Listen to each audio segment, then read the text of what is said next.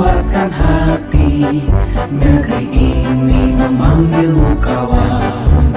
Belajar bergerak berbagi untuk negeri. Guru penggerak majukan pendidikan. Guru penggerak menghamba para murid. Kreatif rancang pembelajaran. Hargai potensi, tingkatkan prestasi. Lahirkan profil pelajar Pancasila. Belajar bergerak berbagi untuk negeri. Kita menjalin kolaborasi. Belajar bergerak berbagi untuk negeri. Demi bakti pada Ibu Pertiwi.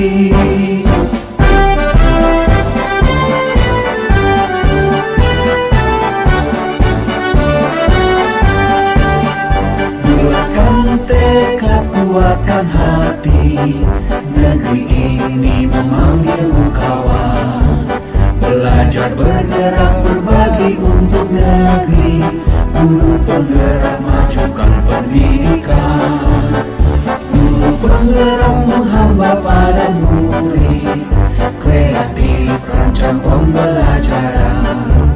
Hargai potensi, tingkatkan prestasi. Lahirkan profil pelajar Pancasila. Belajar bergerak berbagi untuk negeri. Kita menjalin kolaborasi. Belajar bergerak berbagi untuk negeri. Demi bakti pada Ibu Pertiwi. Belajar bergerak berbagi untuk negeri.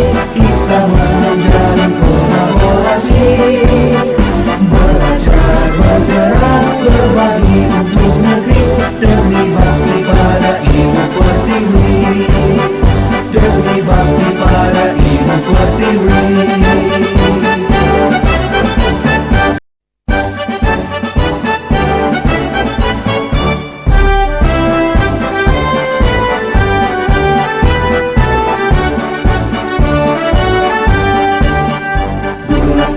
Tekad kuatkan hati. Negeri ini memanggilmu kawan. Belajar bergerak berbagi untuk negeri. Guru penggerak majukan pendidikan. Guru penggerak menghamba para murid. Kreatif rancang pembelajaran. Hargai potensi, tingkatkan prestasi. Lahirkan profil pelajar Pancasila.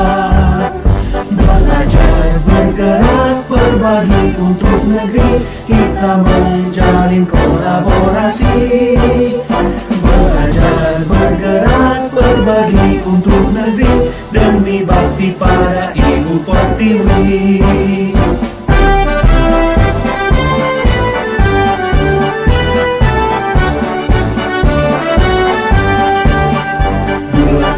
Tekad kuatkan hati.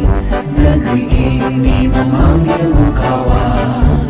Belajar bergerak berbagi untuk negeri. Guru penggerak majukan pendidikan. Guru penggerak. Assalamualaikum warahmatullahi wabarakatuh.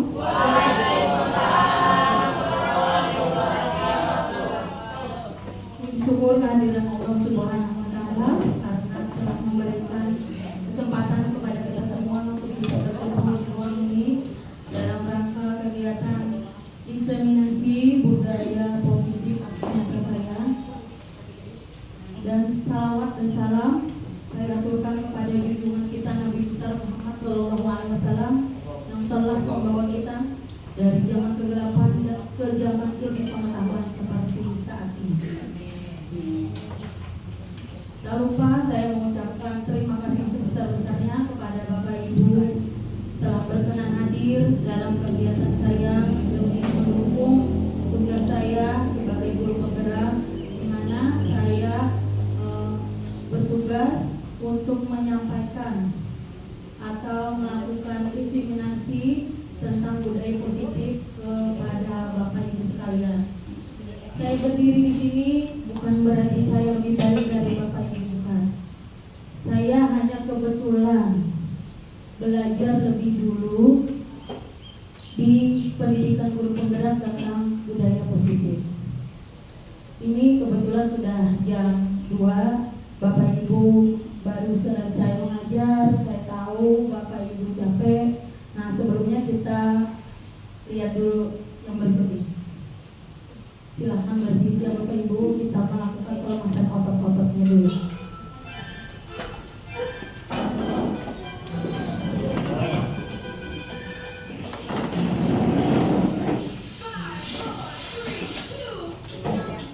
Semangat Bapak Ibu.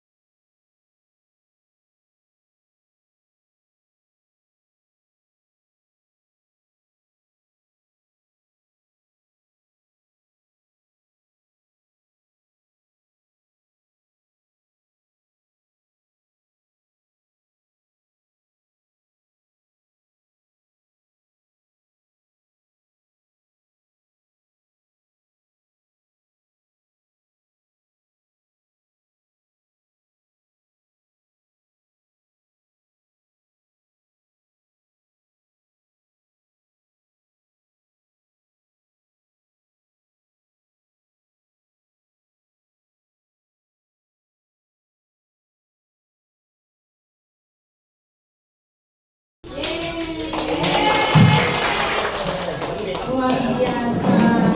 Gimana Bapak Ibu? Sudah mulai lemas otot-ototnya? Wah, capek ya tanya. Setelah mengajar lanjut makan, itu harus dilakukan peregangan otot biar tidak gemuk. Oke, hari ini saya akan melakukan diseminasi tentang budaya positif. Sekarang mari kita lihat di layar, ada gambar A dan ada gambar B.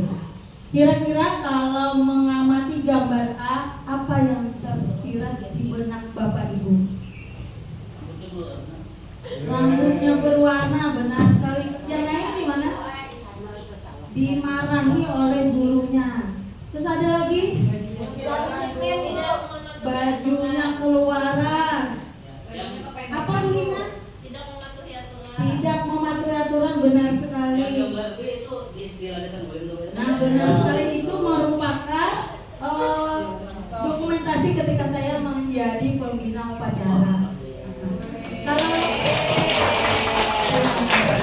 Kalau di gambar B gimana kira-kira? Apa yang Bapak Ibu pikirkan ketika melihat gambar B? Luar biasa. Luar biasa. Mantap. Terlihat apa ya? Budaya apa yang terlihat? Benar sekali. Kira-kira harapan Bapak Ibu semua ada di gambar A atau ada di gambar B? Gambar B. Semuanya saya yakin guru-guru di Indonesia dan di luar negeri pun ingin atau berharap murid impiannya adalah seperti di gambar B.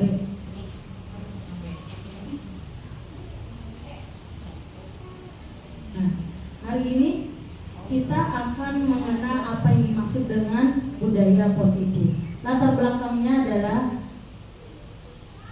sekolah tidak hanya sebagai tempat untuk mentransfer ilmu pengetahuan, tetapi juga sebagai tempat untuk membentuk karakter murid. kita sudah terbentuk sepenuhnya kira-kira budaya positif? Bagaimana Bapak Ibu? Masih belum sepenuhnya. Nah, apakah itu perlu ditinjau kembali? Perlu. Nah, apakah sebenarnya makna dari disiplin itu? Apakah Bapak Ibu sudah mengetahuinya atau masih ada remang-remang tanda tanya? Masih remang-remang tanda tanya. Oke.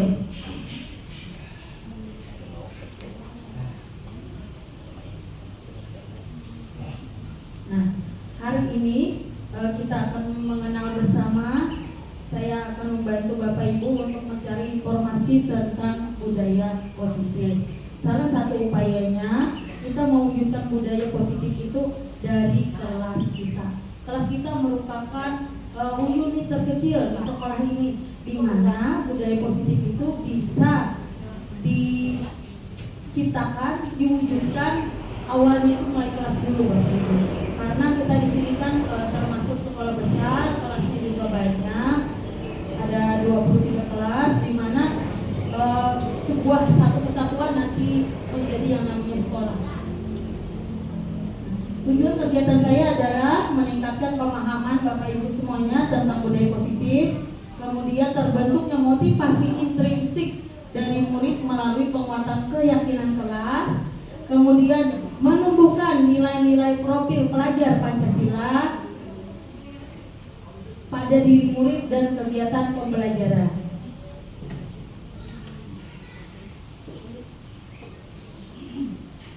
Walaupun kegiatan ini yaitu terlaksananya diseminasi pemahaman budaya positif, guru memahami konsep atau tahapan pembuatan keyakinan kelas, adanya poster keyakinan kelas nanti yang bisa Bapak Ibu tempel di dinding kelasnya masing-masing, dan yang terakhir terwujudnya budaya positif di kelas dan juga sekolah.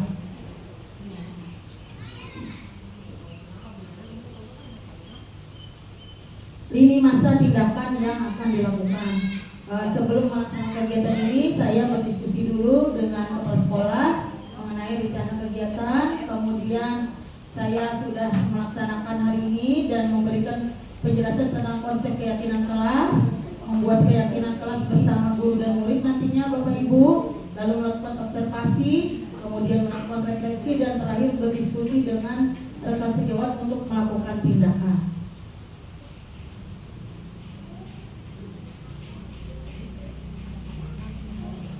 Dukungan yang saya butuhkan karena kita di sini di sekolahan itu banyak warga sekolah, jadi kita perlu juga dukungan dari pengawas, kepala sekolah, Bapak Ibu rekan guru, dari komite sekolah, dari orang tua, dan terutama sekali dari murid-murid kita.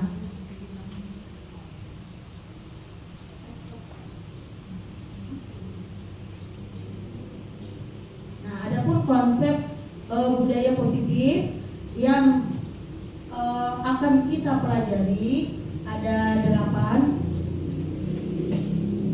Pertama yaitu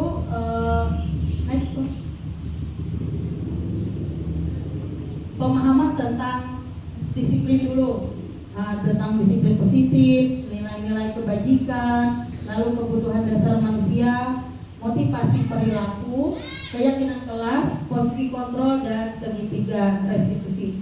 Nah, itu merupakan konsep-konsep yang ada di budaya positif.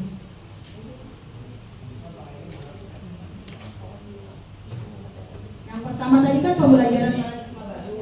Nah, di dalam paradigma baru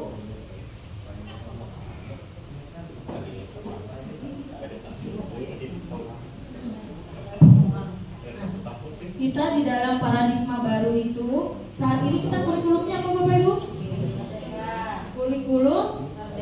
Kurikulum merdeka. Kalau berbicara kurikulum merdeka, kira-kira apa yang tersirat di Bapak Ibu? Profil pelajar Pancasila. Dulu tidak ada istilah itu. Masih ingat apa saja yang di dalam profil pelajar Pancasila itu? Kan ada lagunya. Pelajar Pancasila beriman dan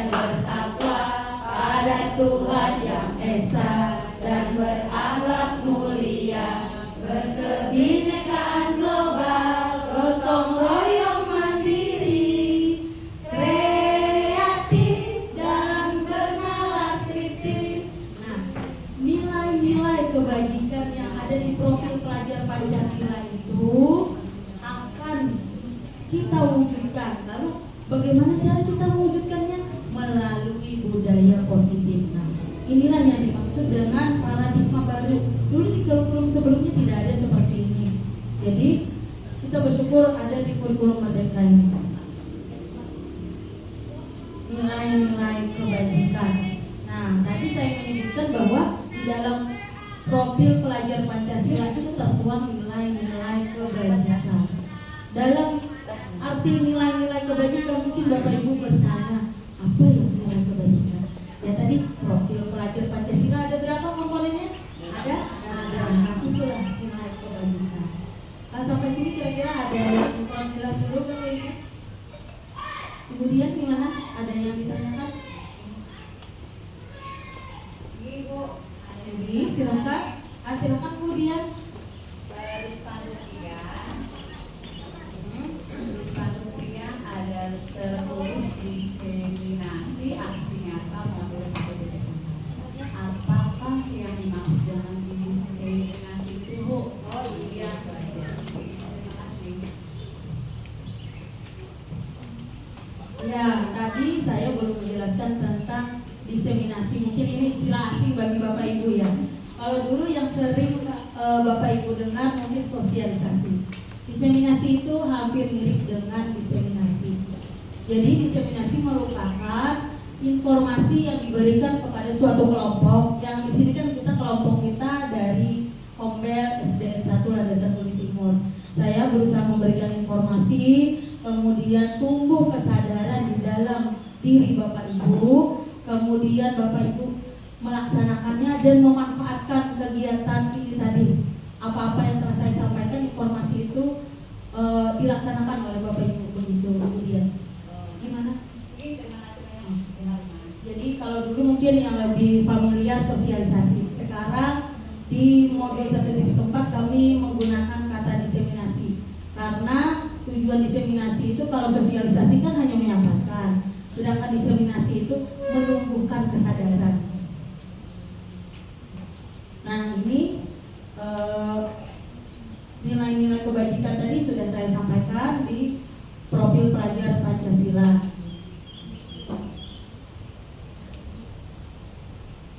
Oke.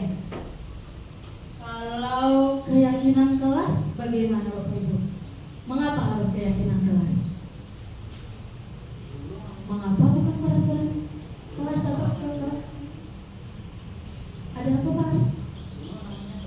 Oh, kesepakatan kelas. Dulu namanya kesepakatan kelas, dulunya lagi namanya peraturan kelas. Nah, saya dulu juga belum tahu perbedaannya. Kalau peraturan kelas, kira-kira yang bikin siapa Bapak? Guru. Apa peraturan sekolah? Guru. Kalau guru yang bikin, berarti peraturan kelas hanya dibikin sepihak. Kalau kesepakatan kelas dibikin bersama oleh siapa Bapak? Oleh guru dan murid. Nah, sekarang mungkin yang Bapak Ibu masih bingung tentang keyakinan kelas. Keyakinan kelas itu merupakan nilai akhir dari kesepakatan kelas. Keyakinan kelas itu dia bersifat abstrak. Contohnya seperti ini. Bapak Ibu pernah nggak naik motor pakai helm? Kira-kira untuk apa? Pakai helm itu kira-kira untuk apa? Menjaga keselamatan diri. Supaya tidak kepanasan. Ada yang naik? Mematuhi peraturan supaya tidak ditangkap polisi. Ya, ini berbagi pengalaman sedikit. Saya pernah naik Gojek. Ternyata mana mas helmnya? Nggak usah pakai helm Bu. Nggak ada juga polisi. Padahal kalau dalam pikiran saya menggunakan helm untuk keselamatan. Nah, jadi yang dimaksud nilai kebajikan itu adalah keselamatan. Gitu. Jadi kalau untuk mencegah cuma sekedar menghindari polisi, itu bukan nilai kebajikan. Kalau kesepakatan kelas tadi kan sifatnya hampir menyerupai dengan peraturan kelas.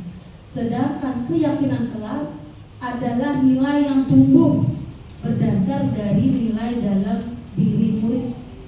Nah, contoh lainnya, Bapak Ibu membuang sampah di mana kira-kira? Tempat sampah. Tujuannya untuk apa? Kalau anak-anak biasa membuang di mana? Problem kita saat ini di mana? Bagaimana sekolah kita? Sampah masih berserakan di sembarang tempat. Kira-kira tumbuhlah nilai kebajikan dalam diri mereka masih? Belum. Hanya ada sebagian yang memang murid itu membuang sampah niat pada tempatnya. Niatnya itu membuang sampah pada tempatnya. Sebagian lagi niatnya karena takut dihukum. Iyalah. Nah, kira-kira nilai kebajikan di dalam kasus ini apa ya? Kebersihan, bukan karena takut ditegur, karena takut dihukum. Jadi tujuannya adalah menumbuhkan kesadaran atau motivasi intrinsik. Coba kita lihat berikutnya, Pak. Nah, kemarin saya menyusun keyakinan kelas bersama murid-murid kelas 5C. Kami bersama-sama menyusun nilai-nilai kebajikan dan menjadikannya itu sebuah keyakinan. Di sini untuk lebih mudahnya saya memanfaatkan kebajikan yang sudah tertera seperti di profil pelajar Pancasila. Yang pertama, mandiri. Nah, jadi anak yang mandiri itu dia berusaha untuk meyakini bahwa dia bisa melaksanakan tugas-tugas sekolah dengan sendiri, kemudian bernalar kritis, artinya dia meyakini bahwa mampu menyelesaikan permasalahan, termasuk ketika mengerjakan tugas itu bagaimana mendapatkan nilai yang bagus. Kemudian berkebinekaan global, bergotong royong, dan juga kreatif.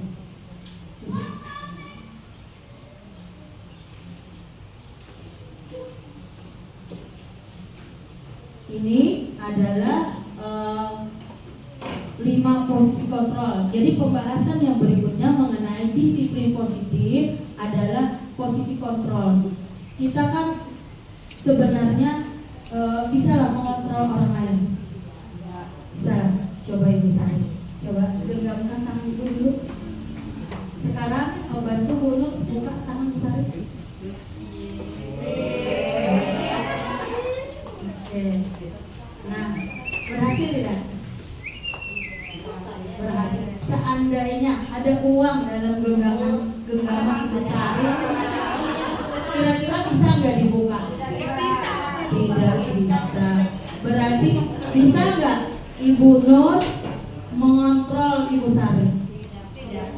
Tidak bisa. Jadi kita sebenarnya tidak bisa mengontrol murid kita. Tidak bisa kita.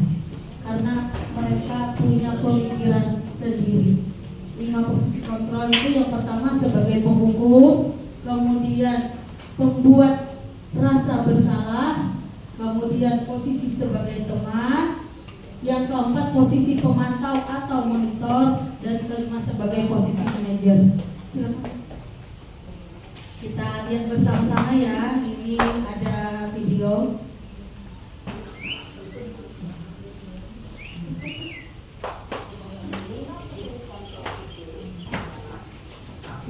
Posisi penghukum.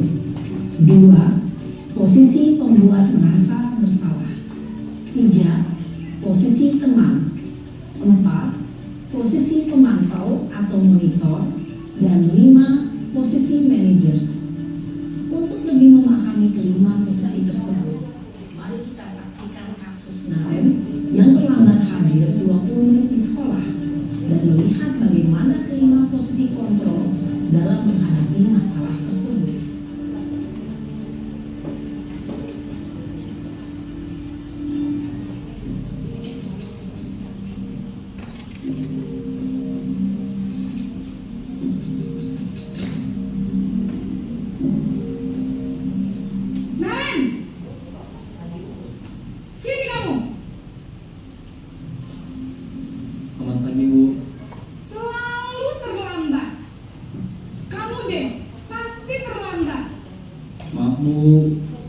Saya Apa?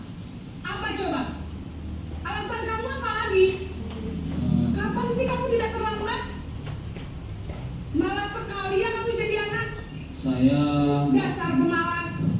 Gak kapok-kapok sih kamu. Sudah berapa kali terlambat? Sana, kamu keliling lapangan basket 2 kali. kenapa saya harus ke lapangan basket, Bu?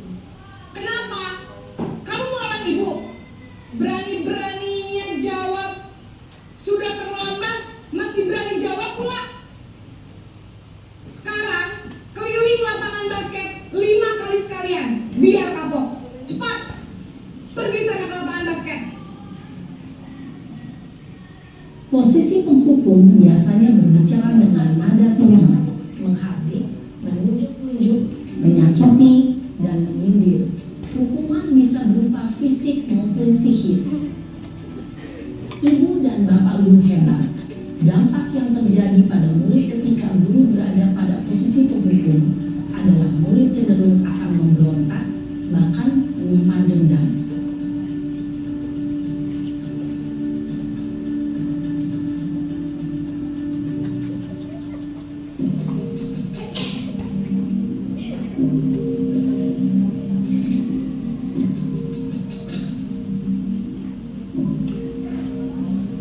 Naren,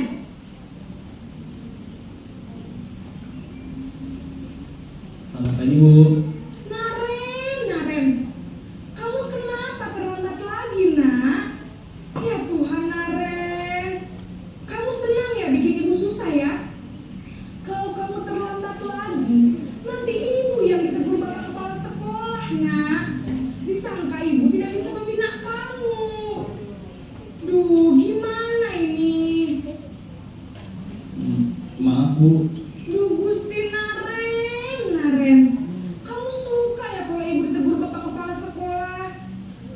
Terus, sekarang ibu harus tulis apa ini di buku absen? Ini kamu sudah sering terlambat loh. Ibu harus apa coba? Maaf, Bu. Maaf sekali. Ya sudah, lain kali jangan bikin ibu susah lagi ya nak ya. Ibu tidak akan kuat lagi kalau kamu gini terus. Bisa jantungan kalau ibu ditegur bapak kepala sekolah. Sana cepat, kelas. Maaf ya, Bu. Maaf sekali.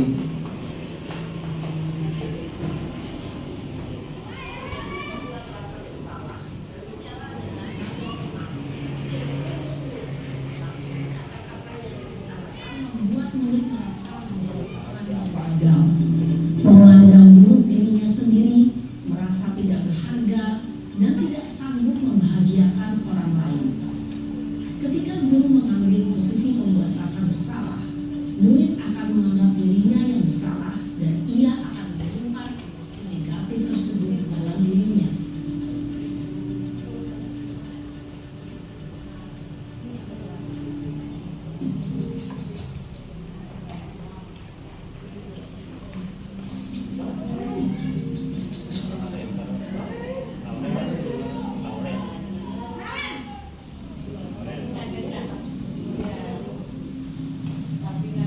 Selamat pagi, Bu. Wah, sudah jam berapa ini nak? Terlambat lagi ya saya. Iya, Bu. Habis ibu saya lupa bangunkan saya, Bu. Kamu malah menyalahkan ibu kamu. Kamu bukannya anak yang larinya paling kencang. Kok terlambat sih? Iya, Bu. Saya memang terlambat bangun tadi. Jadi, biarpun saya lari kencang, tetap gak kekejar, Bu. Ya sudah sana. Nanti lain kali larinya lebih kencang lagi ya. Biar gak terlambat lagi. Bikin seneng ibu. Demi ibu. Bisa kan? Bisa lah, Bu. Ya sudah sana masuk kelas. Ibu beresin urusan absen kamu. Kamu ini ada-ada saja. Dalam posisi teman, guru berbicara dengan nada suara ramah, akrab, cenderung bersenda gurau untuk menjaga suasana tetap santai. Murid akan merasa senang, aman, dan akrab dengan guru. Identitas yang tercipta adalah identitas sukses atau berhasil. Namun, perlu diingat, karena dorongan eksternal, maka ada faktor ketergantungan dari murid kepada orang tertentu. Di sini guru absennya, sehingga di lain waktu murid bisa berperilaku baik, namun hanya kepada orang-orang tertentu saja.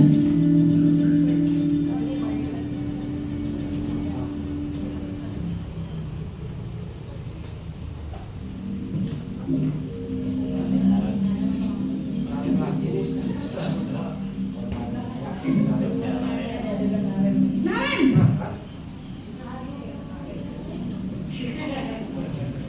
Selamat pagi Bu. Naren, apa peraturan sekolah kita tentang jam berapa kita harus masuk sekolah, nak?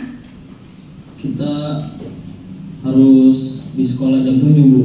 Iya betul, sekarang sudah jam 7.20. Naren sudah tahu konsekuensinya jika terlambat hadir. Paham Bu, saya harus tinggal kelas pas jam istirahat selama 20 menit. Iya benar, konsekuensinya demikian. Jadi nanti jam 9.30 pas istirahat, kamu harus tinggal di kelas, kerjakan tugas tambahan untuk ketertinggalan kamu, ya? Baik Bu. Posisi pemantau mengandalkan penghitungan atau data untuk mengontrol murid. Guru mengarahkan murid berdasarkan peraturan dan konsekuensi. Seorang pemantau menunjukkan bahasa tubuh dan ekspresi wajah yang datar dan cenderung formal.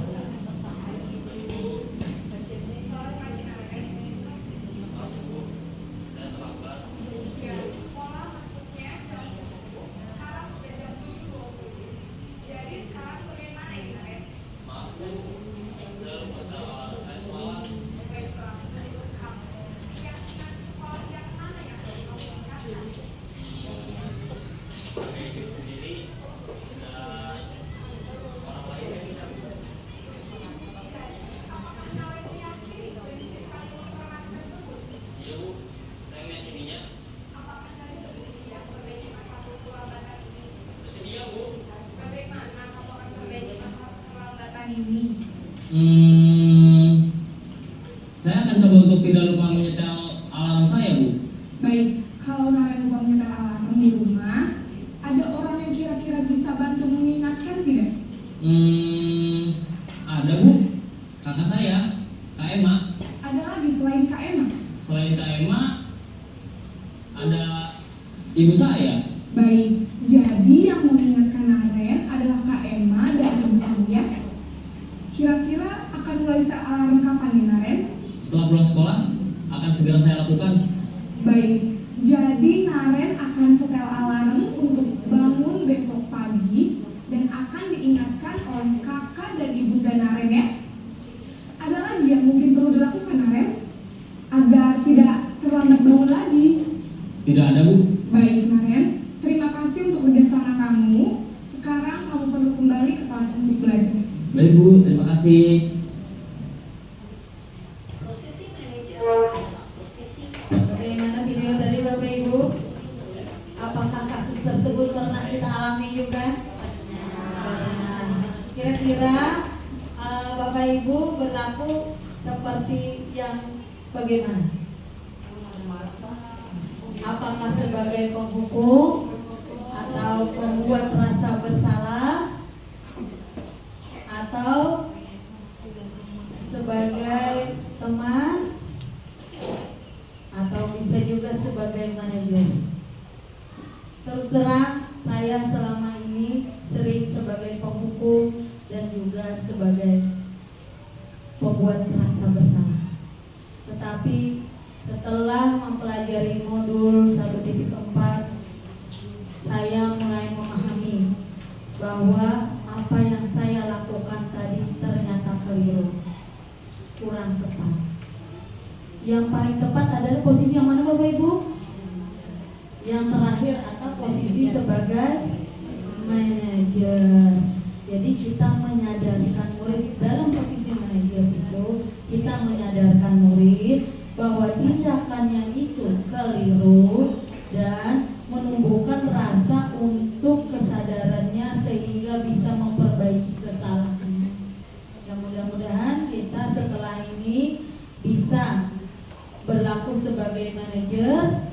yang bisa menyadarkan murid. Karena kalau kita sebagai penghukum ternyata itu hanya kesadaran sementara bagi murid, dan murid malah bisa dendam kepada gurunya.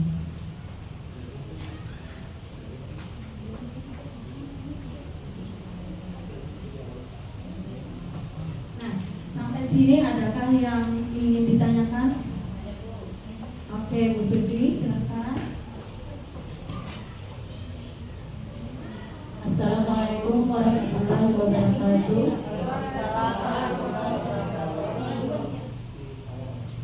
Terima kasih Ibu.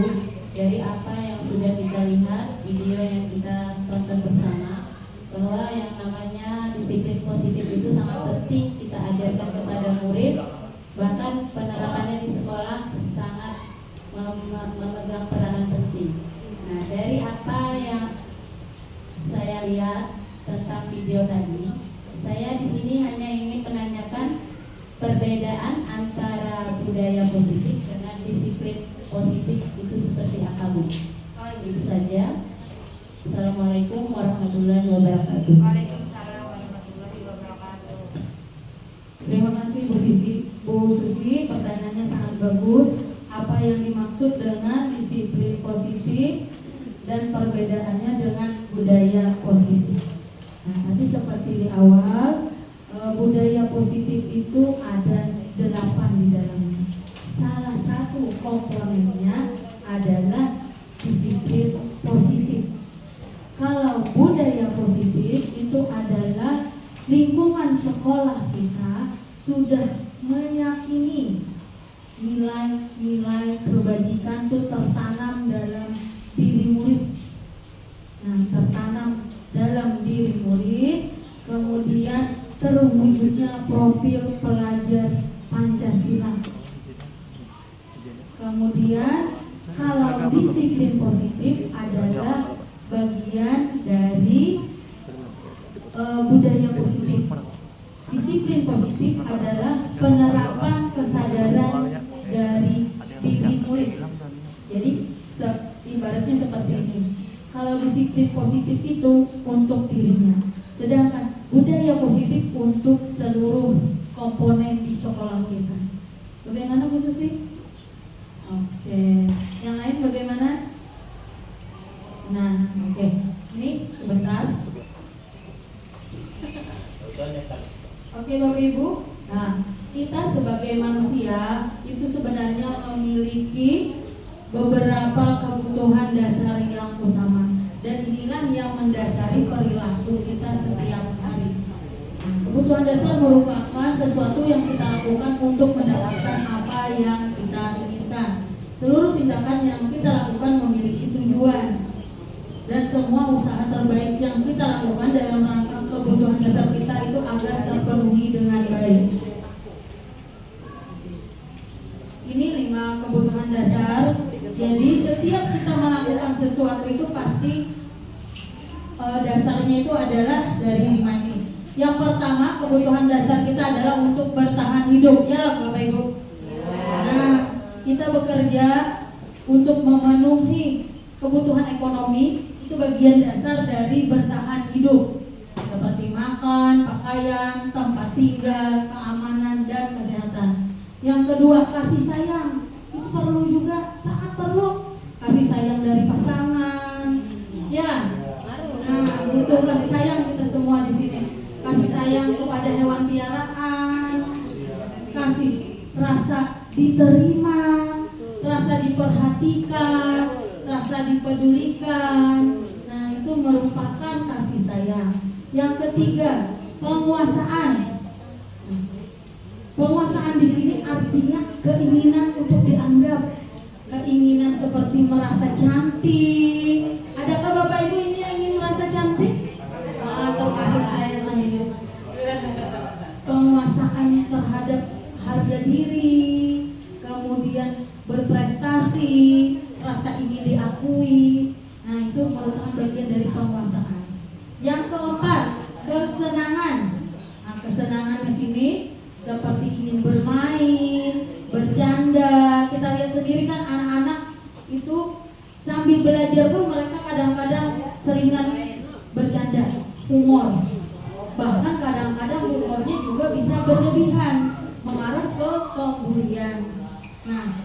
Kemudian yang terakhir kebebasan.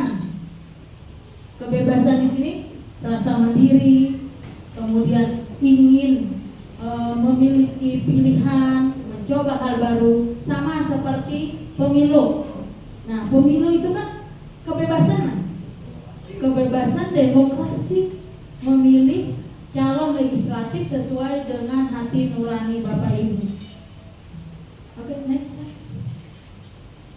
Motivasi perilaku manusia.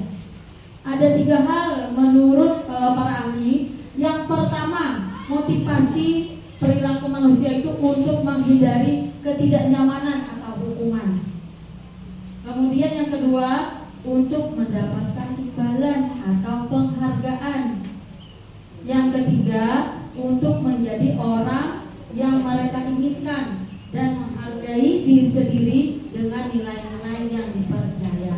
Nah, kalaunya motivasi yang pertama dan kedua itu motivasi yang berasal dari luar.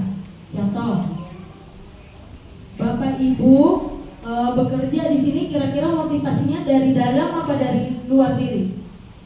Menjadi guru itu motivasinya apa, Bapak Ibu?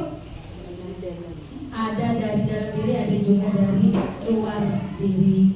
Nah, kita kalau memberi nafkah kepada anak, memberikan memenuhi kebutuhannya, itu kan motivasi kita dari dalam diri kan. Nah, kalau motivasi ekstrinsik itu pengaruh dari luar.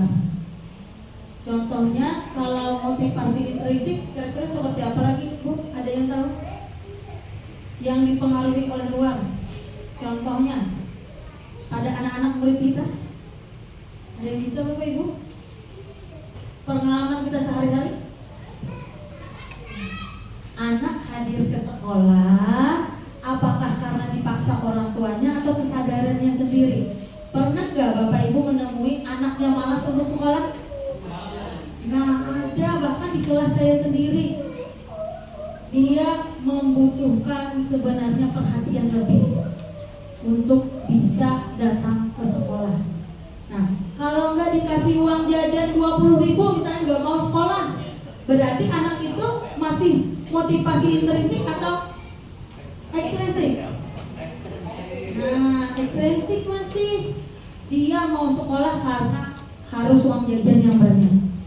Kalau motivasi intrinsik, kalau pagi mesti dibangunin, bisa bangun sendiri, itu artinya motivasi yang tumbuh sudah di dalam diri. Sama seperti saya bersyukur sekali lah bisa berada di lingkungan yang cukup religius di sekolah kita, karena ketika azan berkumandang, Bapak Ibu di sini cepat-cepat semuanya mengambil air wudhu, ya Bu? Itu kira-kira motivasi dari luar atau dari dalam diri Bapak Ibu? Dari dalam, luar biasa sekali. Karena sudah kesadaran kita sebagai umat beragama menjalankan perintah agama. Berarti disiplin lah sudah Bapak Ibu. Nah, disiplin tidak hanya di sekolah Bapak Ibu, tapi juga kepada yang terutama diri kita sendiri. Seperti kesadaran kita untuk melaksanakan sholat, kewajiban umat muslim, itu bisa kita terapkan insya Allah kepada murid-murid kita. Bisa dibaca Bapak Ibu yang di layar. Ini ada contoh kasus hukuman dan penghargaan. IPA kurang menguasai pelajaran matematika, sehingga pada saat jam pelajaran tersebut dia lebih banyak berdiam dan menggambar di buku pelajaran. Nah, pada saat guru matematikanya Pak Seno menanyakan pertanyaan kepada IPA, IPA menjadi gugup dan tak sengaja menjatuhkan tasnya dari kursi, sehingga teman-temannya itu menertawakannya. Nah, Pak Seno saat itu membiarkan teman-teman IPA menertawakan IPA dan malahan meminta IPA untuk maju ke depan berdiri. Kelas semakin gaduh dan anak-anak pun tertawa melihat IPA di depan kelas. Apakah Bapak Ibu setuju dengan tindakan yang dilakukan Pak Seno kepada murid yang bernama IPA? Kurang setuju. Ada yang lain?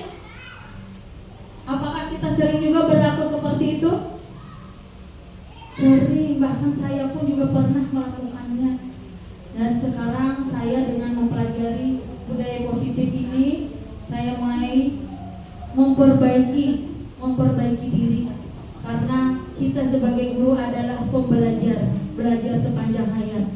Ibaratnya itu pernah ada pepatah yang mengatakan, ketika ilmu diberikan, disampaikan, diinformasikan, maka dia akan semakin bertambah, akan semakin kaya. Nah, ini adalah perbedaan hukuman, konsekuensi, dan restitusi. Hukuman itu dia bersifat tidak terencana atau tiba-tiba. Kemudian murid tidak tahu apa yang akan terjadi. Murid tidak dilibatkan terhadap tindakan yang dilakukannya. Lalu hukuman bersifat satu arah. Siapa biasanya yang memberikan hukuman? Guru. Kemudian konsekuensi itu bersifat terencana dan disepakati sesuai aturan murid. Tetapi di sini murid dibuat tidak nyaman dan guru selalu memonitor murid. Kemudian yang terakhir restitusi. Nah, restitusi ini adalah solusi di mana proses menciptakan kondisi murid untuk bisa memperbaiki kesalahannya, menyadari kesalahannya, kemudian bisa kembali kepada temannya dengan perasaan lebih baik. Nah, yang paling saya awalnya kebingungan ketika mempelajari modul ini adalah kata-kata dihukum oleh penghargaan. Apa yang dimaksud dengan dihukum oleh penghargaan? Mungkin Bapak Ibu terasa asing. Bagaimana Bapak Ibu merasa bingung dengan pernyataan ini? Saya juga seperti itu. Jadi menurut seorang ahli bahwa sebenarnya kita itu dihukum oleh penghargaan. Dia mengemukakan penghargaan atau hukuman itu sebenarnya adalah cara-cara mengontrol perilaku seseorang yang sebenarnya bisa menghancurkan potensi diri yang sesungguhnya. Penghargaan di sini bisa mempengaruhi jangka pendek dan jangka panjang. Kemudian penghargaan itu sebenarnya tidak efektif. Lalu penghargaan itu bisa merusak hubungan. Kemudian penghargaan bisa menurunkan kualitas. Penghargaan juga bisa mematikan kreativitas. Dan penghargaan bersifat menghukum. Kemudian yang terakhir, motivasi dalam diri yang harus ditumbuhkan atau intrinsik. Sampai sini adakah yang ditanyakan? Oh, Sari, silakan. Terima kasih kesempatannya Bu Karima. Di sini saya ingin bertanya tentang yang penghargaan menghukum tadi. Apa yang dimaksud dengan penghargaan yang menghukum? Terima kasih. Terima kasih atas pertanyaan Bu Sari. Sama dulu saya ketika mempelajari modul ini kebingungan dengan pernyataan tersebut bahwa mengapa penghargaan itu menghukum. Jadi di sini Bu, kita semester tadi memberikan ranking tidak pada siswa. Tidak, kita kesepakatan dengan kepala sekolah tidak memberikan ranking karena alasan itu tadi Bu Sari. Ketika kita memberikan penghargaan kepada si ranking 1, maka yang ranking 2 akan merasa terhukum. Ranking 3 merasa terhukum, apalagi yang ranking terakhir. Nah, itu maksudnya penghargaan bersifat menghukum. Jadi biarkanlah dia berprestasi tanpa iming-iming. Begitu. Jadi itu maksudnya penghargaan bersifat menghukum. Bagaimana Ustaz? Oke. Ini ada sedikit yang ingin saya bagikan.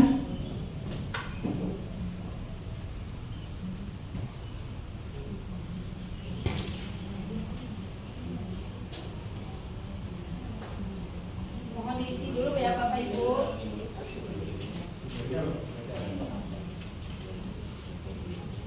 Disebarkan dulu.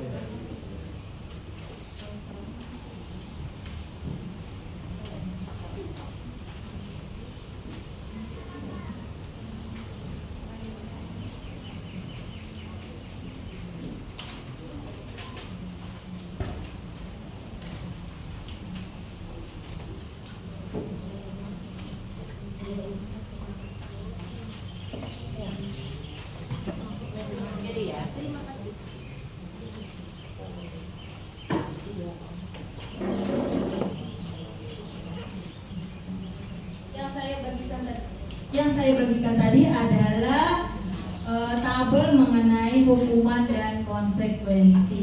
Kira-kira tadi saya sudah menjelaskan apa itu hukuman, apa itu konsekuensi dan restitusi, yang mana tindakan guru yang termasuk hukuman ataukah termasuk konsekuensi.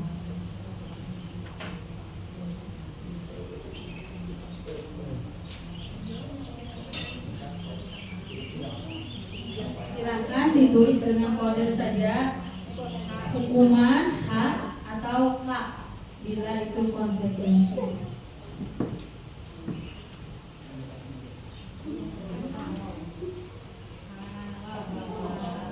Ayo kira-kira. Yang pertama itu pertanyaannya, mencatat 100 kali di dalam buku dengan kalimat saya tidak akan terlambat lagi. Itu apa ya? Hukuman atau konsekuensi? Lari mengelilingi lapangan basket 2 kali karena terlambat hadir di sekolah. Hukuman. Yang berikutnya, membersihkan coretan yang dibuatnya di meja tulis. Konsekuensi luar biasa Bapak Ibu. Yang berikutnya, murid diminta push up 15 kali karena tidak menggunakan masker. Hukuman. Yang berikutnya, menggantikan kertas tugas teman yang telah dicoret-coret. Konsekuensi. Yang berikutnya, berjemur di lapangan basket pukul 12 siang. Hukuman. Yang berikutnya, murid diminta bertelanjang kaki sepanjang hari karena tidak menggunakan sepatu hitam. Hukuman. Yang berikutnya, berdiri di depan kelas sambil mengangkat kaki satu. Hukuman. Yang berikutnya, membersihkan tumpahan air di meja tulis karena tersenggol. Konsekuensi. Yang berikutnya, kehilangan 10 menit jam istirahat untuk mengerjakan tugas karena terlambat datang dan tertinggal pelajaran. Konsekuensi. Yang berikutnya, duduk di bangku di pinggir lapangan jam istirahat tidak diizinkan bermain oleh guru piket karena mencederai teman saat bermain di lapangan. Konsekuensi, benar sekali. Yang berikutnya, terlambat hadir di pembelajaran 15 menit dan diminta untuk tinggal di lebah 15 menit berikutnya. Konsekuensi. Yang berikutnya, lari mengelilingi lapangan basket 2 kali karena terlambat. Hukuman. Yang terakhir, membersihkan WC di sekolah karena mematahkan pensil. Hukuman. Luar biasa. Sekarang saya lihat pemahaman Bapak Ibu mengenai budaya positif sudah mulai terbuka. Kira-kira kita bisa menerapkannya Bapak Ibu? Bisa. Alhamdulillah. Semua ini tidak bisa tanpa dukungan dari semua warga sekolah. Semoga setelah ini Bapak Ibu yang sudah tumbuh kesadarannya mengenai budaya positif bisa kita bersama-sama untuk menerapkannya di sekolah, mulai dari di kelas dulu, kemudian ke lingkungan sekolah, dan juga bisa kita terapkan di dalam rumah tangga. Semoga apa yang saya sampaikan hari ini bisa bermanfaat untuk kita semua. Wabillahi taufik wal hidayah. Wassalamualaikum warahmatullahi wabarakatuh.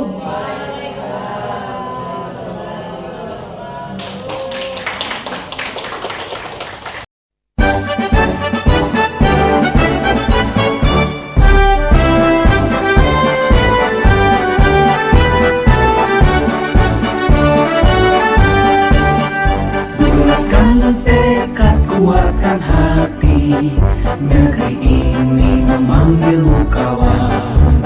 Belajar bergerak berbagi untuk negeri, guru penggerak majukan pendidikan. Guru penggerak menghamba pada murid, kreatif rancang pembelajaran. Hargai potensi, tingkatkan prestasi, lahirkan profil pelajar Pancasila. Belajar negeri, kita menjalin kolaborasi. Belajar, bergerak, berbagi untuk negeri, demi bakti pada Ibu Pertiwi.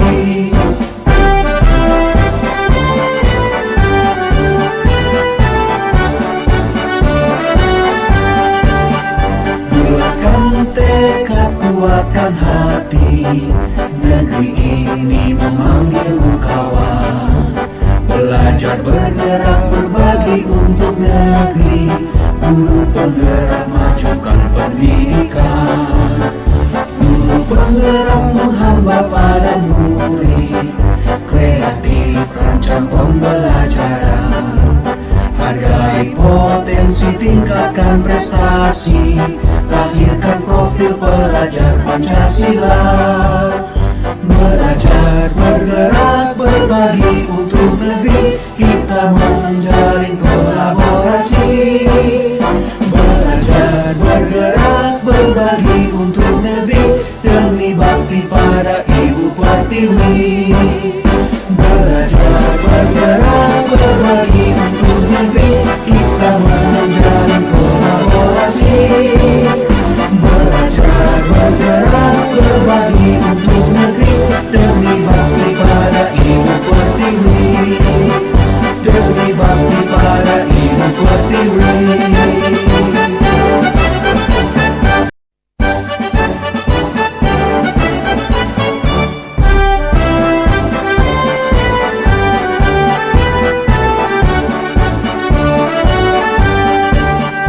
Bulatkan tekad, kuatkan hati, negeri ini memanggilmu kawan. Belajar, bergerak, berbagi untuk negeri, guru penggerak, majukan pendidikan. Guru penggerak menghamba pada murid, kreatif rancang pembelajaran.